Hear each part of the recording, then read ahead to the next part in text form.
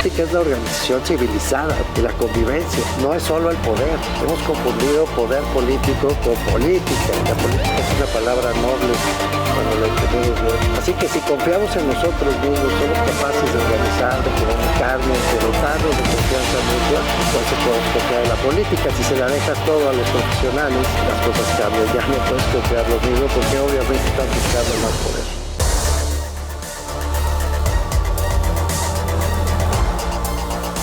Bienvenidas, bienvenidos. Está con nosotros por segunda ocasión y me da de veras mucho gusto que haya aceptado el doctor Pedro Salazar Ugarte.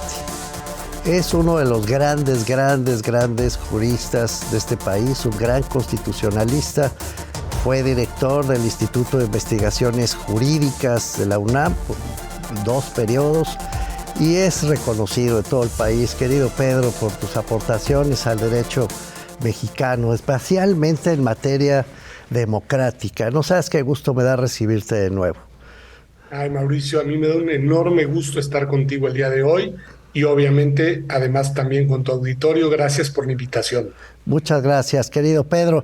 Pedro, vamos al grano. Hace poco has tenido una actividad importante preocupado por el así llamado Plan B de reforma electoral pues que ha planteado el gobierno mexicano, el presidente de la República. Y entiendo que has promovido incluso una amicus curiae, una presentación, una ayuda a la Corte para tratar de plantear por qué consideras que el Plan B no está en armonía con la Constitución. Me gustaría empezar por ahí, Pedro. ¿Qué efectos constitucionales le encuentras al Plan B? Gracias, Mauricio. Mira, lo primero es ubicar qué es lo que hemos aportado, que creo que es importante también ponerlo un poco en el contexto de lo que el diseño institucional mexicano permite. De acuerdo.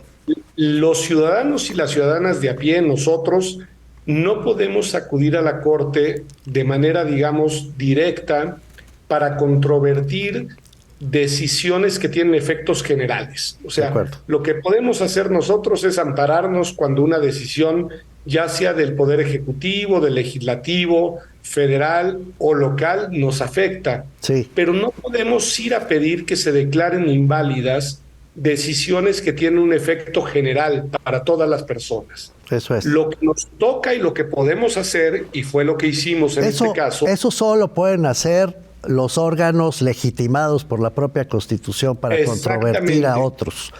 De acuerdo. Exactamente. El artículo 105 de la Constitución reserva esa potente facultad para minorías legislativas, partidos políticos cuando es materia electoral, organismos autónomos en ciertos temas, en fin, para una serie de instancias que no somos nosotros. De acuerdo, ¿no? Exacto. Entonces, lo que tenemos y podemos hacer es acompañar los argumentos de quienes sí pueden impugnar, complementándolos, no reiterándolos, no repitiéndolos, intentando decir algo adicional para que las ministras y ministros tengan mayores insumos para valorar y ponderar su decisión. Y eso fue lo que hicimos en el Plan B.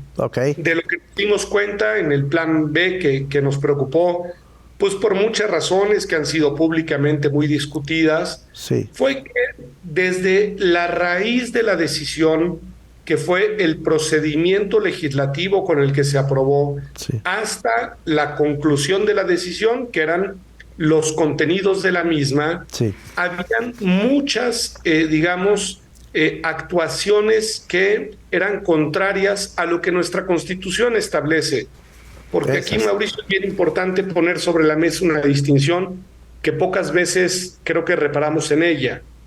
Hay a veces muy malas ideas de política pública o muy malas ideas legislativas que no necesariamente son inconstitucionales. No, de acuerdo. Son ideas, lamentablemente sospecho que esa es la historia de nuestro país en buena medida, querido Pedro. Así es, malas decisiones constitucionales legalmente válidas. Pero en este caso tú dices, no es constitucionalmente válido. Exactamente, quiere encontrar cuáles eran aquellas malas decisiones que además contravenían la Constitución. Okay. Y en el proyecto que nosotros hicimos, y ahora hablaré de los otros dos que lo acompañaron, que son muy interesantes, sí, pero en el que nosotros hicimos, centramos primero nuestra atención en algo que la Corte ya ha venido reiterando desde hace mucho tiempo, sí, porque luego hay quien dice que solo ahora la Corte declara la inconstitucionalidad de decisiones legales por lo que se llama violaciones al procedimiento legislativo. De acuerdo. Eso es cierto, la Corte lo ha hecho desde hace décadas. Décadas incluso. Décadas, claro. Es cuando alguna de las cámaras, o incluso las dos, no respetan, digamos, las reglas para que una decisión se apruebe, sí, lo que hace, digamos, la Corte es verificar que esa decisión probablemente fue aprobada por una mayoría numérica, sí, pero no hubo participación de las minorías, okay, no hubo una deliberación legislativa, okay, no hubo una discusión, digamos, que permitiera considerar que esa decisión, además de constitucional, era democrática. okay. Y cuando eso no ha sucedido, la Corte ha sacado una tarjeta roja, para decirlo en términos futbolísticos, y ha dicho: esta decisión no es válida. ¿Tienes una idea, Pedro, de cómo cuántas veces ha declarado inválido por razones procesales la Corte? En números no, okay, y no quiero mentir en números, pero sí te puedo decir, Mauricio, sí, que quizá incluso la decisión más interesante sobre eso tuvo lugar, sí, fíjate, ¿desde cuándo? Sí. En 1996. Okay. Cuando hubo una discusión si una reforma constitucional, no legal, sí, constitucional, sí, se podía validar por violaciones al procedimiento legislativo. Sí. Y no era el caso de la decisión que se estaba evaluando, pero la Corte decidió, que sí, que incluso una reforma constitucional, si se viola el procedimiento legislativo, puede declararse constitucional, inconstitucional. Y esto fue en lo que se conoció como el amparo Camacho en 1996. Qué interesante. Y a la fecha han habido decisiones en la Corte, ha verificado violaciones al procedimiento legislativo y ha determinado que son inválidas. ¿Por qué? Porque la Corte ha, digamos, robustecido. Dame permiso, Pedro, hacer aquí un pequeño corte para que nos digas ese por qué. Y luego vayamos a la materia sustantiva. De momento nos quedamos con una idea que nos está dando el doctor Salazar. Sí se puede declarar inválida una ley cuando vulnera el procedimiento legislativo, y lo ha hecho muchas veces la Corte. Vamos a volver con el doctor Pedro Salazar para ir a la otra parte de esta querella en contra del Plan B. No se vayan, regresamos rápido.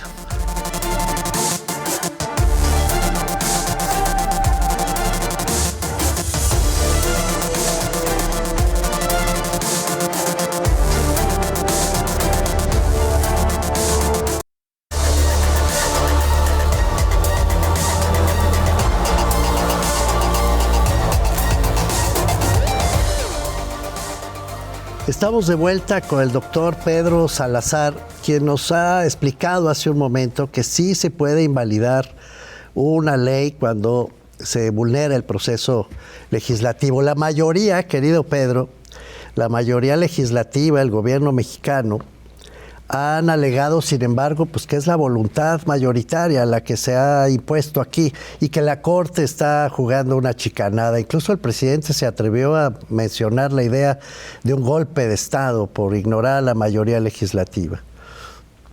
No, Mauricio, lo que pasa es que a veces perdemos de vista que nuestra democracia es una democracia constitucional, sí, en la cual a los elementos de la representación democrática, de la mayoría política, de la voluntad popular, le tenemos que agregar elementos igual de importantes, como los derechos de las personas, los límites, controles y contrapesos entre los poderes políticos, sí, y sobre todo los derechos de las minorías. Mira, sí, hay quien se cuestiona si los tribunales constitucionales deberían invalidar leyes aprobadas por las mayorías políticas legislativas. Sí. Cosa que quiero reiterar, en México ha sucedido desde antes de este gobierno. O sea, incluso en 2017 hay 2 decisiones ahí sobre la Ley Federal de Radio y Telecomunicaciones que se invalidaron por eso. La ley Televisa, ¿no? Exactamente, 217. Sí. Pero más allá de eso, incluso quienes cuestionan el poder de los tribunales constitucionales, en el caso de México, la Suprema Corte, para invalidar leyes aprobadas por las mayorías legislativas, reconocen que hay 2 casos al menos, déjame ponerlo así, 2 casos al menos, en los cuales hay que quitarle el beneficio de la duda al Poder Legislativo y dárselo a la Corte Constitucional. Aquellos casos en los cuales la decisión de la mayoría legislativa afecta 2 derechos. Los derechos de grupos minoritarios, es decir, de comunidades que han sido históricamente discriminadas, estigmatizadas, por ejemplo, pueblos indígenas, por poner un ejemplo muy concreto, en este caso está en disputa, y el otro caso es cuando están en riesgo los derechos de participación política de las y los ciudadanos, los derechos de participar en el proceso político desde la deliberación hasta la organización, hasta el voto libre y digamos genuino. Pero ¿por qué se considera, Pedro, perdón que presione un poco, pero por qué la segunda? ¿Por qué se consideraría que el Plan B pone en riesgo esa participación genuina? Bueno, pues porque lo que hace el Plan B es restringir muchos de los mecanismos a través de los cuales las y los mexicanos nos hemos dado reglas para poder garantizar que nuestro derecho de participación política, en concreto en los procesos electorales, sean democráticos. Por ejemplo, el acceso a credencializarnos sin ningún tipo de restricción y discriminación.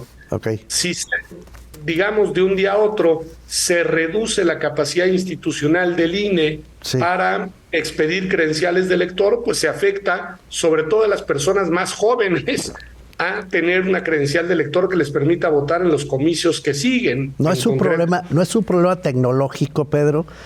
No, es un problema absolutamente jurídico y de derechos humanos, porque además, Mauricio, no hay que perder de vista, la credencial de elector no es solamente un instrumento para votar en nuestro país. Así es, Es el instrumento que nos permite acreditar un derecho humano fundamentalísimo que está en el artículo 4 de la Constitución, que es el derecho a la identidad. Así es. El derecho a decir Mauricio Merino Huerta es Mauricio Merino Huerta y puede abrir una cuenta bancaria y puede acceder a un crédito y puede obligarse a lo que ustedes quieran. Es decir, la credencial de elector es nuestro documento de identidad.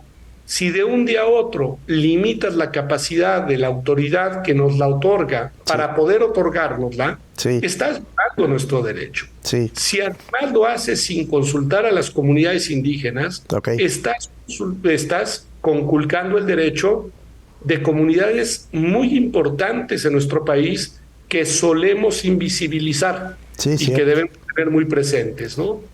Y adicionalmente, Mauricio, esta propuesta de reforma electoral, que en fin, era en muchos sentidos, porque lo quiero decir en pasado, una muy mala idea, compromete la capacidad de nuestro país para contar con elecciones que sean libres y auténticas, que nos permitan ostentarnos como un país democrático y que nos permitan, como sucedió el día de ayer, por el momento en el que grabamos el programa, debo decir que hubieron elecciones en 2 entidades federativas, en el Estado de México y en Coahuila, y las y los ciudadanos decidieron quién les va a gobernar. Bueno o malo que esto sea, el dato para mí relevante es que además no decidieron de manera uniforme. En una entidad optaron por una posibilidad política y en otra por otra.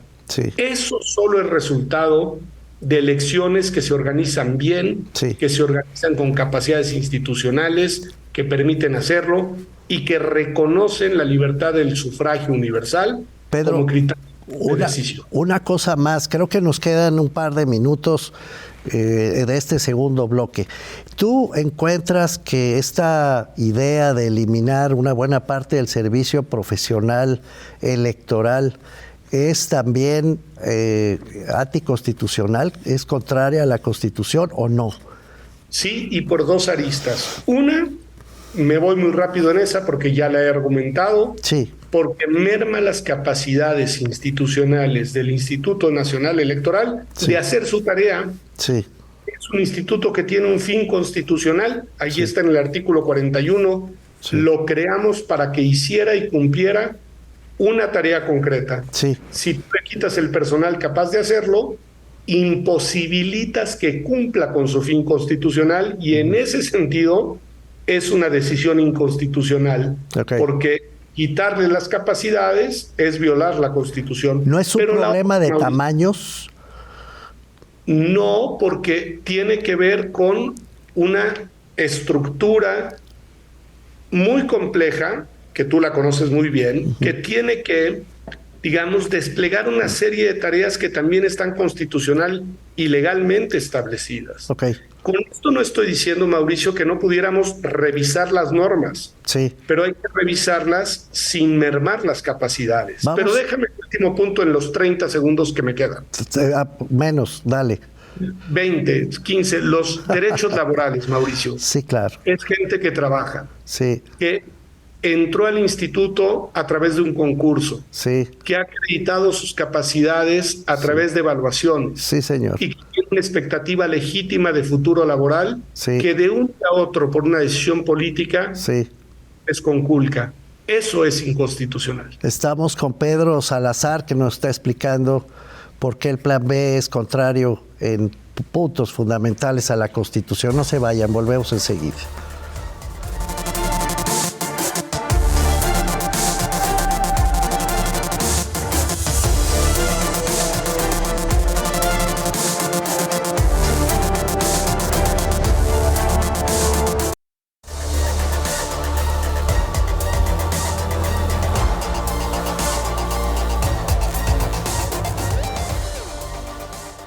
Regresamos con el doctor Pedro Salazar. Pedro, te pregunto, si se...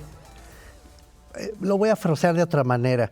¿Todavía tiene vida el Plan B? ¿Puede regresar a nuestro cuerpo legislativo? Pues sí, sí, aunque cada vez le queda menos oxígeno, Mauricio. Cuéntanos. En primer lugar, porque la Corte ya declaró que la primera parte, el Plan A, sí, está suspendido y también por el momento el Plan B lo está. Sí. Y en ese sentido ahí hay una decisión que ha permitido que sus efectos no se realicen. Sí. En segundo lugar, porque hay una serie de recursos que la Corte tiene que procesar en poco tiempo Sí. y que no es fácil que lo logre, digamos, transitar en breve. Y aquí juega un argumento constitucional. Sí. El artículo 105 de la Constitución establece una veda temporal Sí. para las modificaciones al marco legal Sí. en materia electoral previo a una elección. Sí. Es cierto, Mauricio, que es una norma que estuvo pensada para las reformas legales, no Así para es. las decisiones judiciales. Así Nunca es. nos imaginamos estar en donde estamos. No, claro. Pero si lo vemos desde un punto de vista, digamos, Nunca nos imaginamos. de la finalidad de la norma, de cuál era el fin de aquella norma constitucional, era no generar inestabilidad ni incertidumbre Así es. ya de cara a una elección. Bueno, Y porque es- ya inició el proceso electoral en ese momento, entonces cambiar las reglas sobre la marcha era un Pues desastre. no se vale. Así es. Y las puede cambiar el legislativo y hoy sabemos que también las puede alterar el judicial. Ok. No era la idea, pero pues ahí estamos, ¿no? Ahí estamos. En ese lugar estamos. Sí.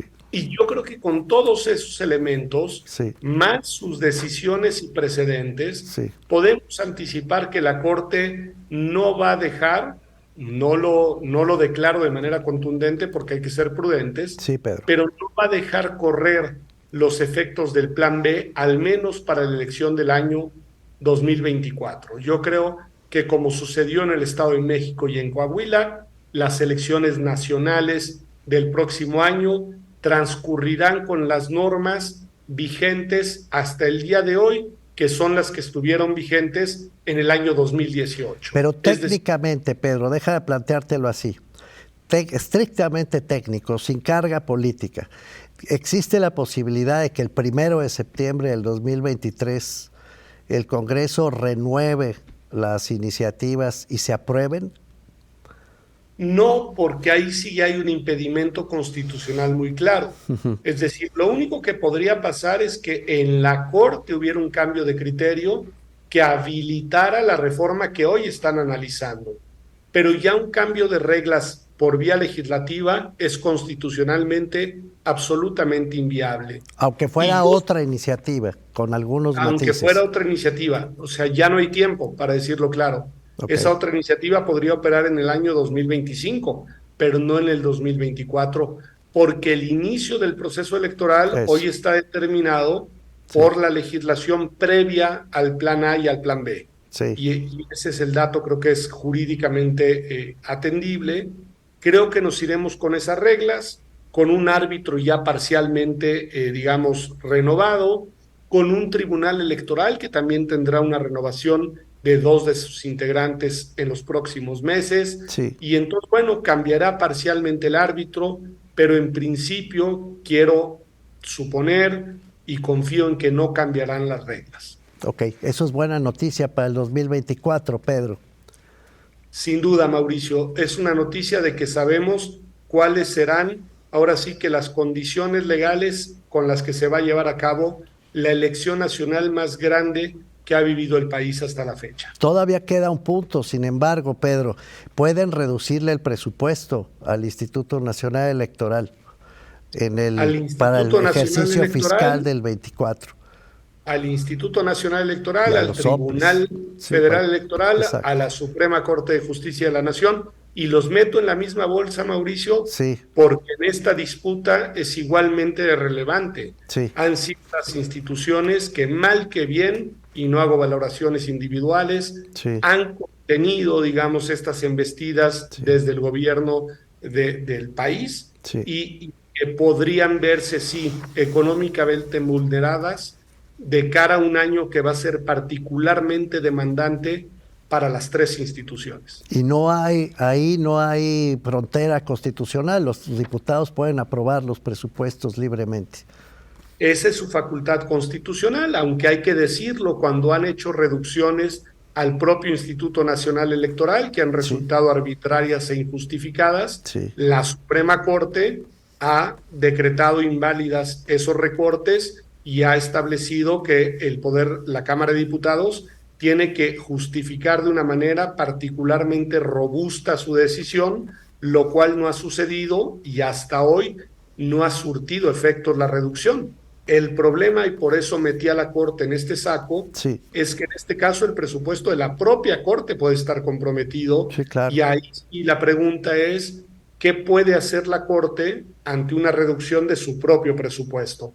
Hay alternativas, jurídicamente las, pero hay que pensarlas, hay que pensar en la diferencia entre la Suprema Corte y el Consejo de la Judicatura, hay que analizar, digamos, cosas técnicas muy finas. Y el Poder Judicial en su conjunto, no solamente la Suprema Corte. Claro, porque aquí tenemos Poder Judicial Federal y poderes judiciales estatales. Así entonces hay que mirar, digamos, de manera muy fina, pero me temo que la embestida presupuestal es, digamos, pues ahora sí que la estación que sigue. Sí, Pedro, hay quienes dicen, ya se nos acabó el tiempo, nos queda un minuto estrictamente, Pedro. Hay quienes dicen que a pesar de todo las instituciones prevalecen. ¿Opinas lo mismo? Hasta el día de hoy, creo que sí, Mauricio. Hasta el día de hoy, a pesar de que la cuestión ha estado ruda, las reglas del juego siguen imperando y las instituciones siguen conteniendo. Y yo creo que no debemos de mirar eso para no desesperar. Bien. Es decir, al día de hoy hay un saldo de contención institucional que merece ser reconocido, acompañado y validado. Con eso nos quedamos, querido doctor Pedro Salazar. Las instituciones, a pesar de todo, se mueven. Y eso es una buena noticia para la democracia del país. Pedro, de veras, muchísimas gracias por estar nuevamente en estas conversaciones. Siempre es un lujo tenerte. Al contrario, Mauricio, muchas gracias a ti y de nueva cuenta a tu auditorio. Muchas gracias. Estuvimos con el doctor Pedro Salazar. Nosotros nos vemos en la siguiente conversación. Muchas gracias.